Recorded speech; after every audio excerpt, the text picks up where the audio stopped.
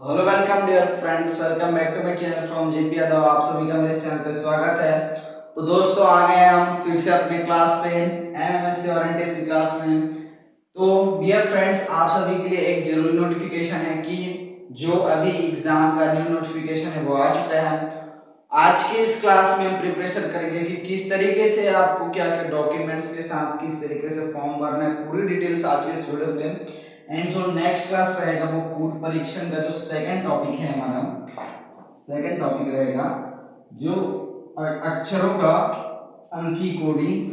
तो इस पे हमारा क्लास रहेगा, है ना। लेकिन आज के इस क्लास में हम जो अपना एनएमएससी के फॉर्म के लिए, एनएमएससी और एनटीएससी जो अपना competition exam for class 8th और 10th के लिए जो होता है उसके लिए हमको क्या क्या डॉक्यूमेंट्स लगेंगे एंड जो फॉर्म है वो किस तरीके से फिलअप करना है, पूरी डिटेल्स आज के इस वीडियो पे।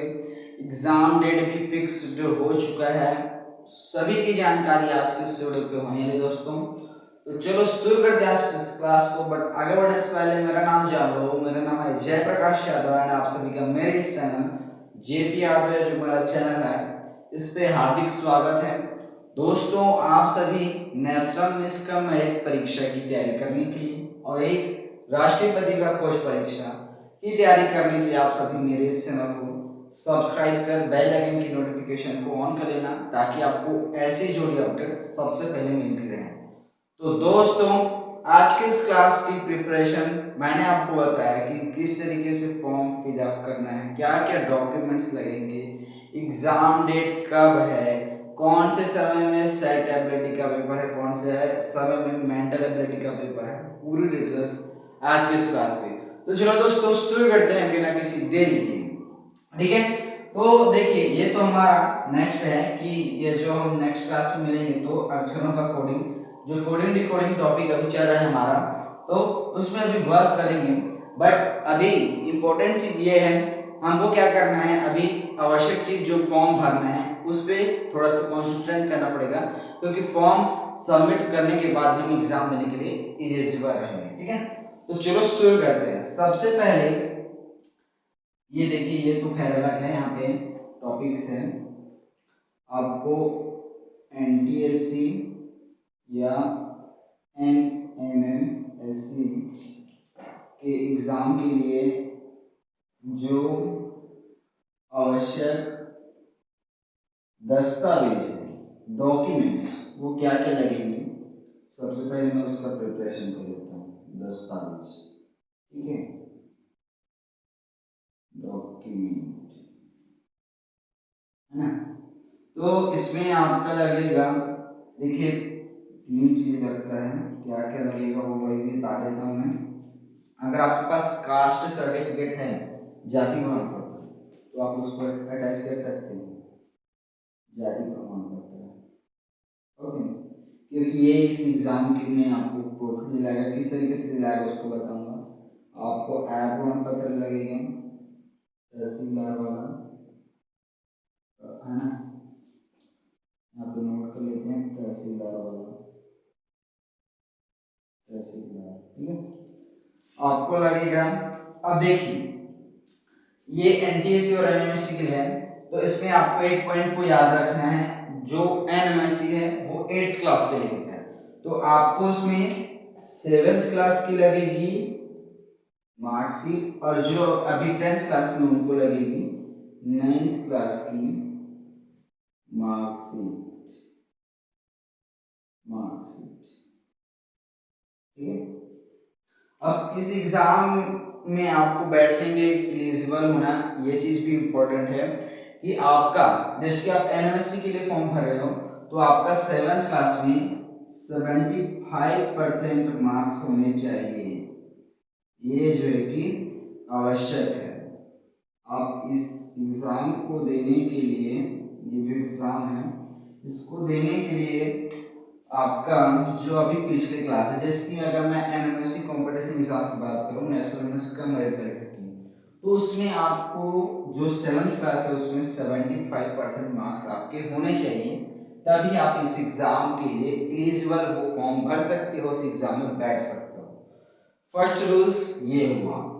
एंड एनटीएससी राष्ट्रीय प्रतिभा खोज परीक्षा के लिए, तो उसके लिए आपको जो 9th क्लास है, पिछले क्लास, उसमें आपको 75% मार्क्स होना आवश्यक है। ठीक है, बट अभी कोरोना की वजह से प्रमोट हुए हैं तो फॉर्म भर सकते हैं, बट रूल्स में बता रहा हूँ कि 75% आपके 7th और 9th जो अपना क्लास है उसमें 75% होना चाहिए आप इस एग्जाम को देने के लिए, तब एलिजिबल होगा। और उसके बाद आपके पास होना चाहिए जाति प्रमाण पत्र। ठीक है, ये अगर नहीं है तो उसका भी बताऊंगा। जिसके पास है वो जाति प्रमाण पत्र का फोटो कॉपी अटैच करेंगे, आय प्रमाण पत्र ओरिजिनल लगेगा, और 7th और 9th के मार्कशीट का फोटो कॉपी लगेगा, और प्लस यहाँ पे एक चीज और रहेगी, आपके फोटो लगेगा, 3 फोटो, इसको ऐड कर लो, फोटो भी लगता है। तो इन 4 आवश्यक डॉक्यूमेंट्स हैं। जाति प्रमाण पत्र आपके पास है तो आप अटैच कर सकते हो, अगर आपके पास नहीं है तो उसको मैं बता रहा हूँ, उसको ध्यान से सुनना। आप सबसे पहले इसको नोट कर लो, स्क्रीनशॉट कर लो और इसको नोट कर लो।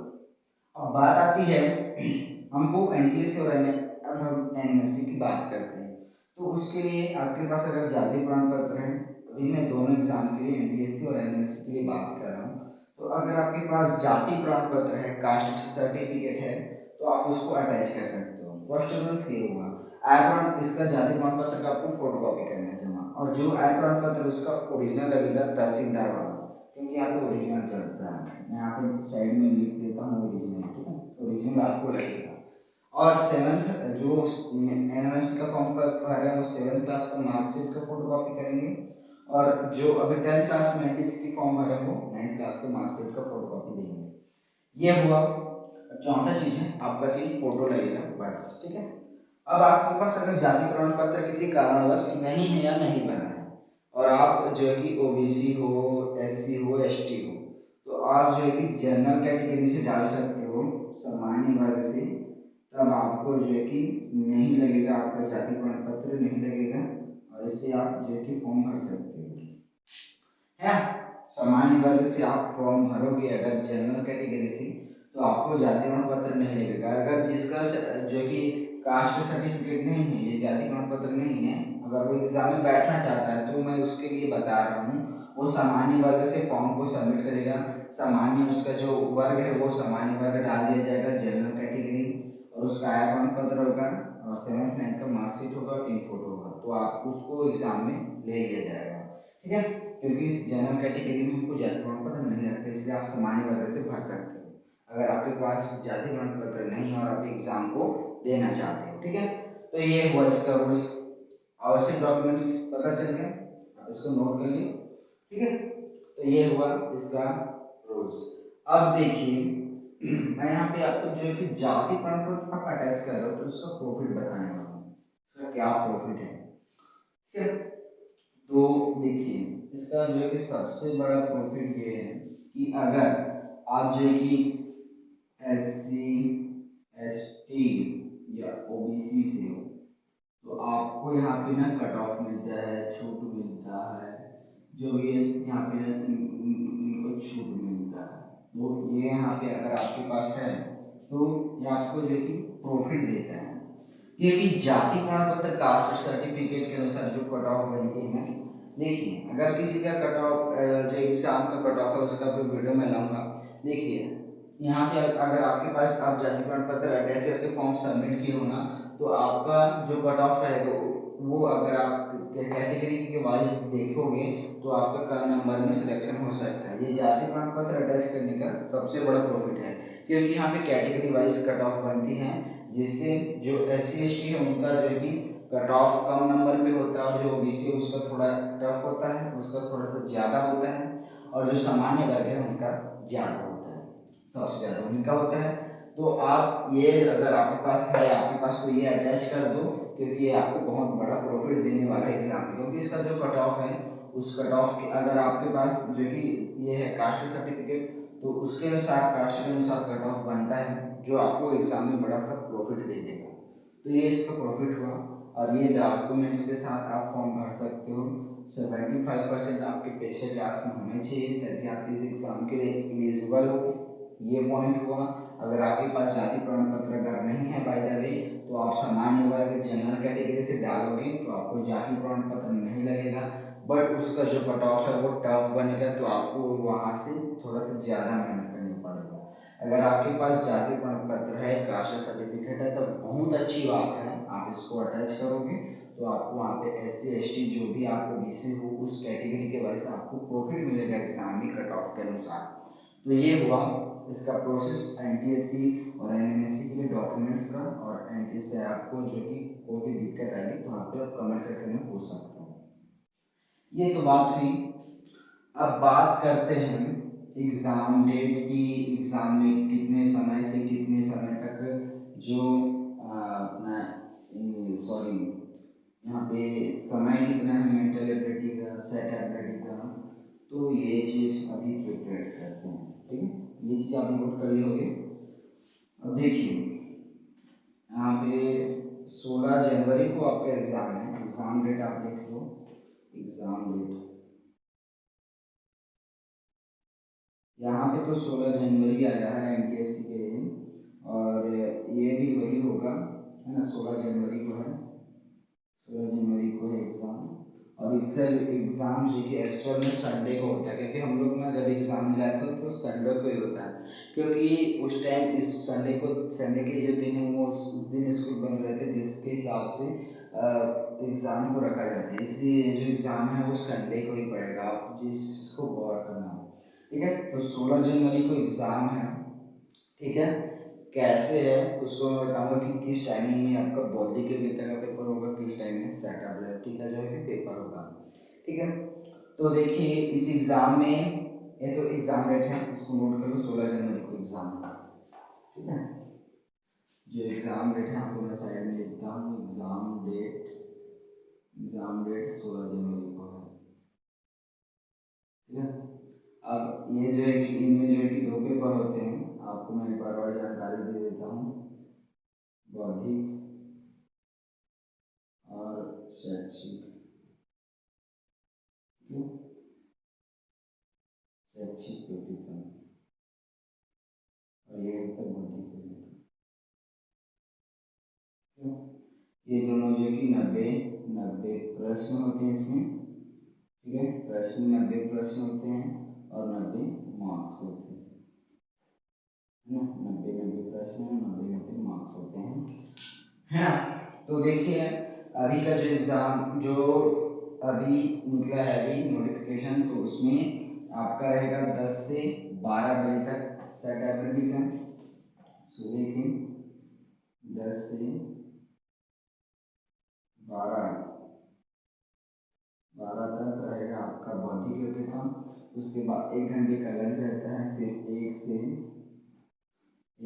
3 बजे तक रहेगा आपका शैक्षिक योग्यता। ठीक है, क्या पढ़ना है क्या नहीं पढ़ना है उसकी डिटेल्स मैंने दे दी हैं। शैक्षिक योग्यता में जो 8th क्लास के बच्चे हैं वो अपना 8th क्लास में जो साइंस मैथ्स और सोशल साइंस में जो सिलेबस है उसको पढ़ेंगे। 10th क्लास में जो बच्चे हैं जिसके फॉर्म भर रहे हैं वो जो सोशल साइंस है अपने सब्जेक्ट में जो 10th क्लास का जो लेवल है साइंस सोशल साइंस मैथ्स का वो अपना पोर्शन कर लेंगे, जिसके आधार पर शैक्षिक योग्यता पर पेपर बनता है। फिर से मैं डिटेल्स के इसकी वीडियो ला दूँगा।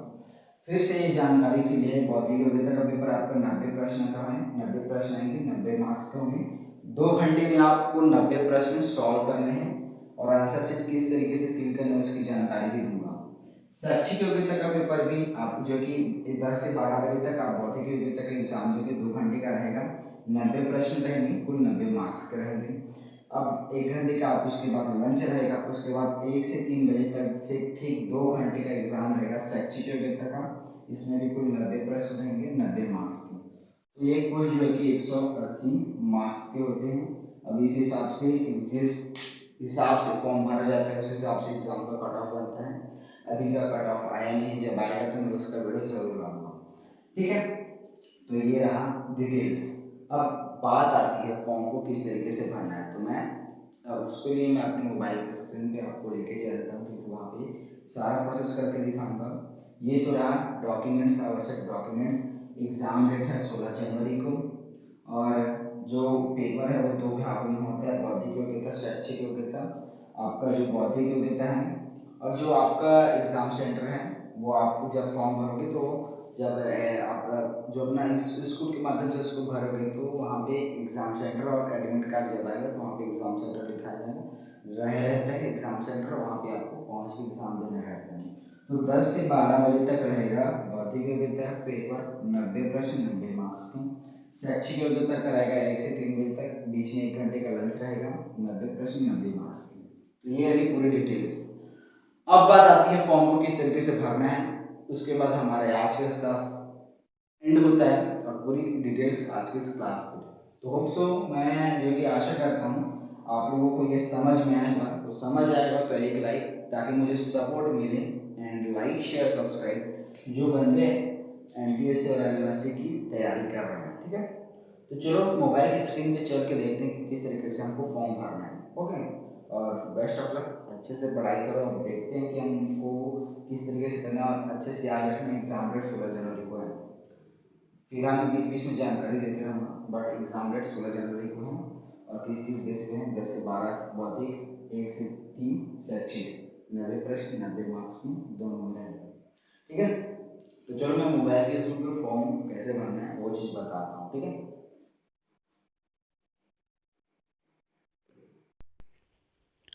तो देखिए फ्रेंड्स किस तरीके से फॉर्म यहाँ पे भरा गया है। यहाँ पे आपको जो शुरू में यहाँ पे दिख रहा है स्टेट काउंसलिंग यहाँ पे शुरू है, और education research and training SCERT, क्योंकि इसको जो है कि एससीईआरटी वहाँ से अप्लाई कर सॉरी इसको इस पे मतलब करती है, इस एग्ज़ाम को कराती है। एंड एप्लीकेशन जो फॉर्म है ये कुछ इस प्रकार से रहेगा, national talent search examination NTSC, क्योंकि ये एनटीएससी का है तो ये कुछ इस प्रकार से रहेगा। यहाँ पे आपका फ़ोटो लगेगा, ठीक है, और जो यहाँ पे डेट है यहाँ पे एग्जामिनेशन का वो 16 जनवरी 2022 को है, ठीक है। और लास्ट डेट कब है दोस्तों? 30 अक्टूबर। सबमिट सबमिट आपको स्कूल में करना है। तो दोस्तों 30 अक्टूबर जो है कि लास्ट डेट है, जैसा कि आप फॉर्म में देख सकते हो यहाँ पे दिया गया है, ठीक है। तो आपको कि यहाँ पे देख सकते हो लास्ट यहाँ पे दिया है लास्ट डेट 30 अक्टूबर। ओके, अब यहाँ पे आपको अपना फ़ोटो डालना है, फ़ोटो चिपकाना है, और डेट कब है? 16 जनवरी को, ठीक है। अब बात आती है आपका जो यहाँ पे शुरू में जो आपका डेट ऑफ बर्थ यहाँ पे दिया है, तो यहाँ पे आपको डेट ऑफ बर्थ भरना है, ठीक है। आपको यहाँ पे क्लास डालना है और आपका डिस्ट्रिक्ट डालना है, जैसे कि यहाँ पे भरा हुआ है। यहाँ पे आपको आपको अपना नेम डालना है, आपको यहाँ पे अपना फादर्स का नेम डालना है, यहाँ पे आपको मदर्स का। ये आप फॉर्म कैसे भरा है आपको खुद देख सकते हो और उस हिसाब से आप फॉर्म सबमिट कर सकते हो, ठीक है। अब देखिए यहाँ पे जो चीज़ आप जिसकी आप अगर आप बॉयज़ हो गर्ल्स हो तो जो चीज़ आपके लिए है वहाँ पे आपको क्रॉस का साइन करना है। जिसकी यहाँ पे एक लड़की का फॉर्म है तो वो फीमेल है, तो यहाँ पे वो फीमेल है तो यहाँ पे वो क्रॉस का साइन करेगी इस बॉक्स में। वो एससी कैटेगरी से है तो वो एससी यहाँ पे क्रॉस की है, ठीक है। अगर यहाँ पे जैसे कि जो चीज़ आपके लिए सुइटेबल है, जो आपको लगता है कि हाँ मैं इस चीज़ में हूँ, आप यहाँ पे फीमेल है और बॉयज़ लोग मेल डालेंगे तो वहाँ पे आपको जो बॉक्स है वहाँ पे आपको जो है कि क्रॉस का साइन करना रहता है। यहाँ पे जैसे क्रॉस का साइन करना है, ठीक है। अब यहाँ पे ये तो हुआ क्रॉस का साइन। अब जो भी है यहाँ पे अपना जो कि जैसी जानकारी दिया है आप उस हिसाब से भर सकते हो। यहाँ पे फॉर्म भर जो कि कैसे भरा है उस चीज़ को आप देख सकते हो। अब यहाँ पे आप बात आती सिग्नेचर की, तो जैसे सिग्नेचर आप यहाँ पे की हो वैसा ही जब एग्ज़ाम बोर्ड में जब वहाँ पे आपको दिखाया जाएगा, आपको साइन कराया जाएगा तो आपको सेम ऐसा ही साइन करना रहता है, ठीक है। तो ये आपको साइन करना है, यहाँ पे आपको फादर्स का साइन लगेगा। अब बात आती है प्रमाण पत्र की, क्या मतलब की आवश्यकता क्यों होती है? ओरिजिनल, क्योंकि इस एग्ज़ाम को जिसके जो फादर हैं है ना, उनके जो फादर हैं उनकी पेमेंट 2 लाख मतलब प्रत्येक जो आमदनी होती है वो उससे ऊपर नहीं होनी चाहिए, है ना। तो उस हिसाब से ये जो है कि अपना आय तय करते हैं और मासिक आय जो भी आय है और उस आय प्रमाण पत्र ही आपको जो है कि आप प्रूफ करता है कि इनके पिता की वार्षिक आय आमदनी इतनी है। आप उस हिसाब से इस फॉर्म को भर सकते हो, क्योंकि इसमें जो यहाँ पे जिसके दिया है, किसी का 2 लाख दिया है, किसी का 10,000 दिया है ना, यहाँ पे किसी का है ना। तो उस हिसाब से आप फॉर्म भर सकते हो, क्योंकि देखिए जिनके भी मतलब यहाँ पे रूल्स रहता है कि जिनका 2 लाख रुपए से ऊपर रहता है आय या आमदनी, वो इस फॉर्म को नहीं भर सकते, उनके पिताजी को रूल्स रहते हैं, इसलिए आपको प्रमाण पत्र जरूरी है। अब यहाँ पे आपको अपना कौन से नंबर पे आप हो, आपका हाउस नंबर डालना है, आपके जो भी यहाँ पे जानकारी जिस तरीके से आप अपने जो भी है उस हिसाब से भर सकते हो। मैंने आपको दिखाया है फर्स्ट पेज, इस तरीके से आपको भरना है, सबमिट करना है। ये फर्स्ट पेज है। सेकंड पेज किस तरीके से रहेगा उसको दिखाता हूँ।